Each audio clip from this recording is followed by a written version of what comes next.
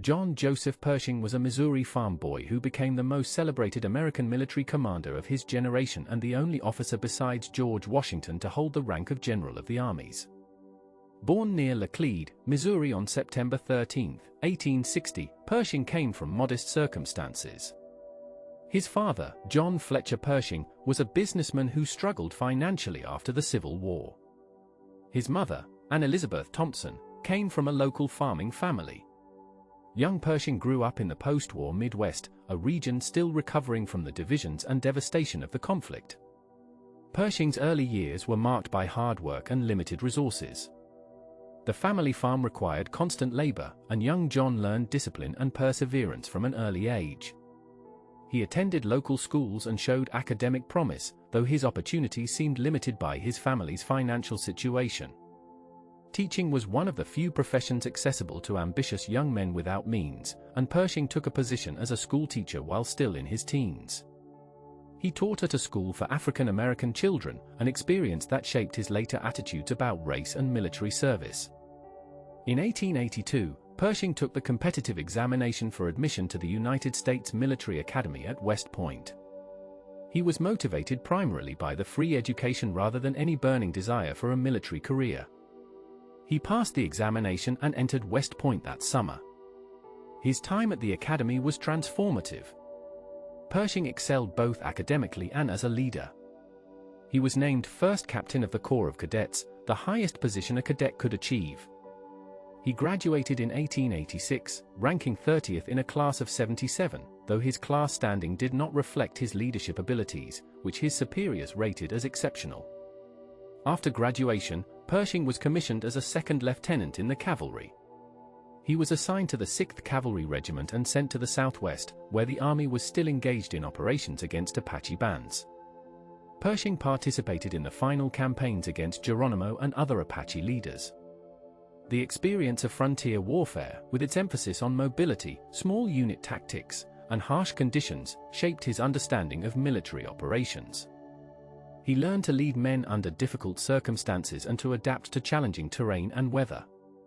In 1891, Pershing was assigned as an instructor of military tactics at the University of Nebraska.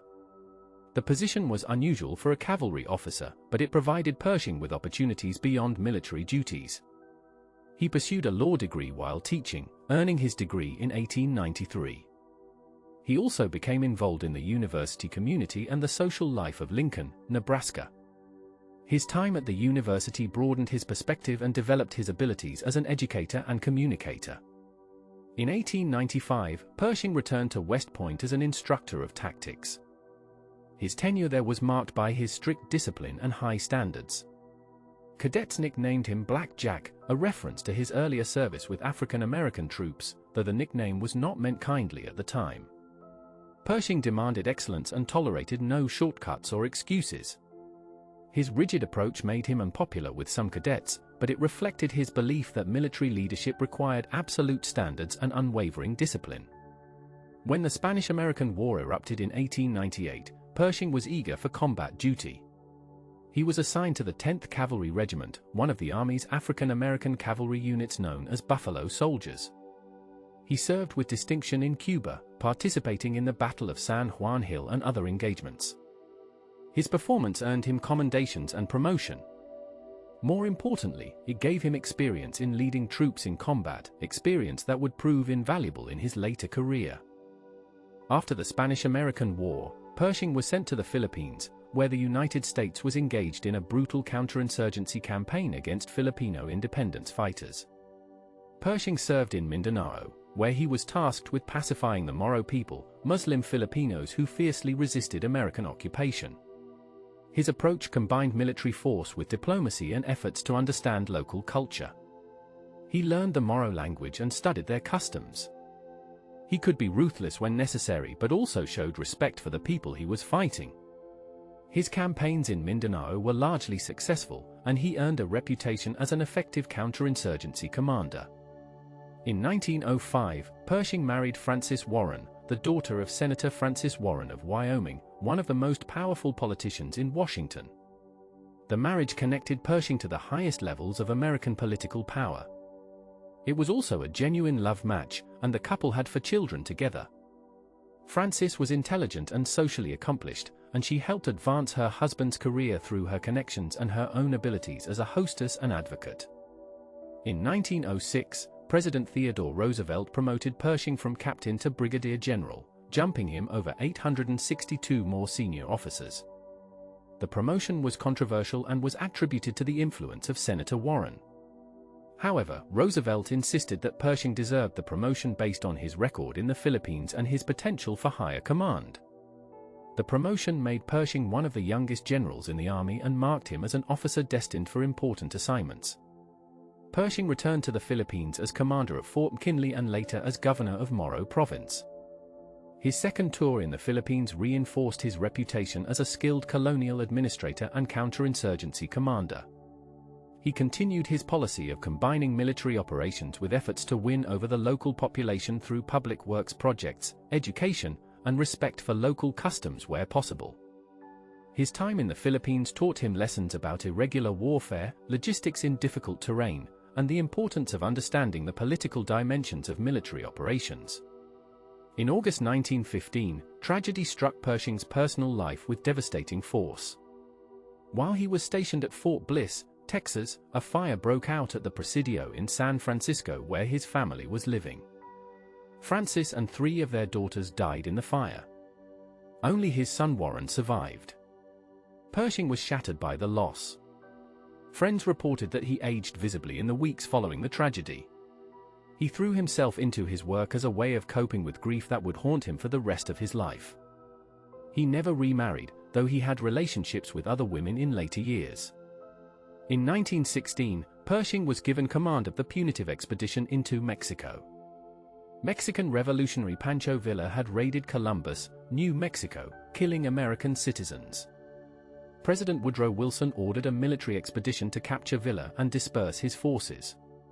Pershing led approximately 10,000 troops deep into Mexico in pursuit of Villa. The expedition was a logistical challenge, operating in harsh desert terrain with long supply lines. Pershing's forces never captured Villa, but they dispersed his forces and demonstrated American military capability. The expedition also provided the U.S. Army with valuable experience in mobile operations and modern logistics. Pershing experimented with trucks, aircraft, and radio communications, gaining experience with technologies that would be crucial in the coming World War. When the United States entered World War I in April 1917, Pershing was the obvious choice to command American forces in Europe. He was promoted to Major General and given command of the American Expeditionary Forces. He arrived in France in June 1917 with a small staff and the enormous responsibility of building an army that could fight effectively on the Western Front. The task was daunting. The United States had a tiny regular army and would need to raise, train, equip, and transport millions of soldiers to Europe. Pershing faced immediate pressure from the British and French to allow American troops to be amalgamated into Allied armies as replacement units. The Allies were desperate for manpower after 3 years of devastating casualties. They argued that American troops lacked the training and experience to fight effectively as independent units and would be wasted if committed piecemeal. Pershing adamantly refused. He insisted that American forces would fight as a separate army under American command. He believed that American soldiers deserved to fight under their own flag and that the United States needed an independent army to ensure its voice would be heard in peace negotiations. This decision to maintain an independent American army was Pershing's most important strategic choice of the war. It was also controversial and required him to resist enormous pressure from Allied commanders and politicians. British and French leaders appealed directly to President Wilson to overrule Pershing. Wilson supported his commander, but the pressure continued throughout 1917 and into 1918. Pershing compromised only to the extent of allowing some American units to train with Allied forces and, during the desperate German offensives of spring 1918, temporarily placing American divisions under Allied operational control while maintaining the goal of an independent American army. Building the American Expeditionary Forces was an immense undertaking. Pershing had to create an entire military infrastructure in France, including training facilities, supply depots, hospitals, and transportation networks. He had to work with the French government to secure bases, negotiate the use of ports and railroads, and coordinate the arrival of millions of American soldiers. He established a headquarters staff and created a command structure for what would eventually become a force of 2 million men. Pershing was a demanding commander who insisted on high standards of training and discipline.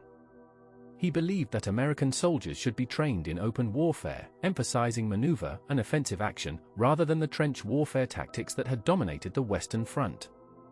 This doctrine was controversial. Critics argued that Pershing was ignoring the realities of modern warfare and that his emphasis on rifle marksmanship and aggressive tactics would lead to unnecessary casualties. Pershing maintained that the war would ultimately be won through offensive action and that American soldiers needed to be prepared for mobile warfare once the stalemate of the trenches was broken. The first major American offensive came in May 1918 at Cantigny, where the 1st Division captured and held a German-held village. It was a small operation but an important symbolic victory that demonstrated American fighting ability. In June, American forces helped stop the German offensive at Château-Thierry and fought at Belleau-Wood, where Marines earned a reputation for ferocity in brutal combat. These early engagements were costly but showed that American troops could fight effectively on the Western Front. In September 1918, Pershing launched the first major American offensive at Saint-Mihiel. The operation aimed to eliminate a German salient that had existed since 1914. The attack was a success, with American forces capturing the salient and taking thousands of prisoners. However, the operation also revealed problems with American staff work, logistics, and coordination. Traffic jams clogged roads, supplies failed to reach frontline units, and communications broke down. Pershing learned valuable lessons about the complexity of large-scale operations. Immediately after Saint-Mihiel, Pershing launched the Meuse-Argonne offensive, the largest operation in American military history up to that time. Over 1 million American soldiers participated in the 47-day battle. The objective was to break through German defenses and cut a critical railroad line that supplied German forces along much of the Western Front. The terrain was difficult, heavily wooded and hilly, with strong German fortifications. The fighting was brutal and casualties were heavy. American forces suffered over 26,000 killed and 95,000 wounded. However, the offensive achieved its objectives, breaking through German lines and contributing to the collapse of German resistance that led to the armistice on November 11, 1918. The Meuse-Argonne offensive was controversial both during and after the war. Critics argued that Pershing's tactics were too costly and that he was too slow to relieve incompetent subordinate commanders. The offensive was marked by confusion, logistical breakdowns, and units becoming intermixed in the difficult terrain. Pershing's headquarters struggled to maintain control of the massive operation. However, the offensive succeeded in its strategic objectives and demonstrated that the American army could conduct large-scale operations. The German army was broken, and the war ended. After the armistice, Pershing commanded American occupation forces in Germany and participated in the peace negotiations in Paris. He advocated for harsh terms for Germany, arguing that only unconditional surrender would prevent future wars. He was disappointed by the Treaty of Versailles, which he believed was too lenient. He famously predicted that the treaty was not a peace but an armistice for 20 years, a prediction that proved tragically accurate. Pershing returned to the United States in September 1919 as a national hero. He was promoted to General of the Armies, a rank created specifically for him. Congress voted him the thanks of the nation. Parades were held in his honor in cities across the country. He was mentioned as a potential presidential candidate, though he wisely declined to pursue politics. His name was associated with American victory in the Great War, and he was celebrated as the commander who had led American forces to triumph. In 1921, Pershing was appointed Chief of Staff of the United States Army. He served in this position until his retirement in 1924. As Chief of Staff, he worked to preserve the lessons learned during the war and to maintain a capable professional army despite severe budget cuts and public indifference to military affairs. He advocated for universal military training and for maintaining a trained reserve force. He also worked to improve military education and to prepare the army for future conflicts. His efforts met with limited success in an era when Americans wanted to forget about war and when Congress was unwilling to fund military preparedness. After his retirement, Pershing remained active in public life. He served on various commissions and boards. He was chairman of the American Battle Monuments Commission, overseeing the construction of American military cemeteries in Europe. He took this responsibility seriously, ensuring that American soldiers who died in France were honored with dignity and that the cemeteries were beautifully maintained. He traveled frequently to Europe to inspect the cemeteries and attend dedication ceremonies. Pershing also wrote his memoirs, My Experiences in the World War, which were published in 1931 and won the Pulitzer Prize for History. The two-volume work provided his account of the war and defended his decisions, particularly his insistence on maintaining an independent American army. The memoirs were well written and provided valuable insights into the American war effort, though critics noted that Pershing was sometimes defensive and unwilling to acknowledge mistakes. Throughout his retirement years, Pershing maintained his military bearing and his interest in military affairs. He watched with concern as the world moved toward another global conflict in the 1930s. He supported American rearmament and preparedness efforts. When World War II began, he was too old for active service, but he advised younger officers and supported the war effort. He lived to see American victory in 1945, though by then he was in declining health. Pershing spent his final years at Walter Reed Army Medical Center in Washington. He received visitors and maintained correspondence but was increasingly frail. He died on July 15, 1948, at the age of 87. His funeral was held at Arlington National Cemetery with full military honors. President Truman and other dignitaries attended. Pershing was buried near the graves of the soldiers he had commanded, a final gesture of solidarity with the men who had served under him. Pershing's legacy is complex and has been debated by historians. His insistence on an independent American army was vindicated by events and ensured that the United States had a strong voice in the peace settlement. His leadership built the American Expeditionary Forces from nothing into a powerful military force. However, his tactical doctrine and his handling of the Meuse-Argonne offensive have been criticized as costly and unimaginative. His rigid personality and his demanding standards made him respected but not loved by his subordinates. Modern historians generally rate Pershing as a successful commander who accomplished his mission under difficult circumstances. He built an army, maintained its independence against enormous pressure, and led it to victory. His organizational and administrative abilities were exceptional. His strategic judgment in insisting on an independent American army was sound. However, his tactical methods were conventional and his casualty rates were high. He was better at building and organizing an army than at commanding it in battle. Pershing represented a particular type of American military leader, the professional soldier who combined West Point training with frontier experience and colonial warfare.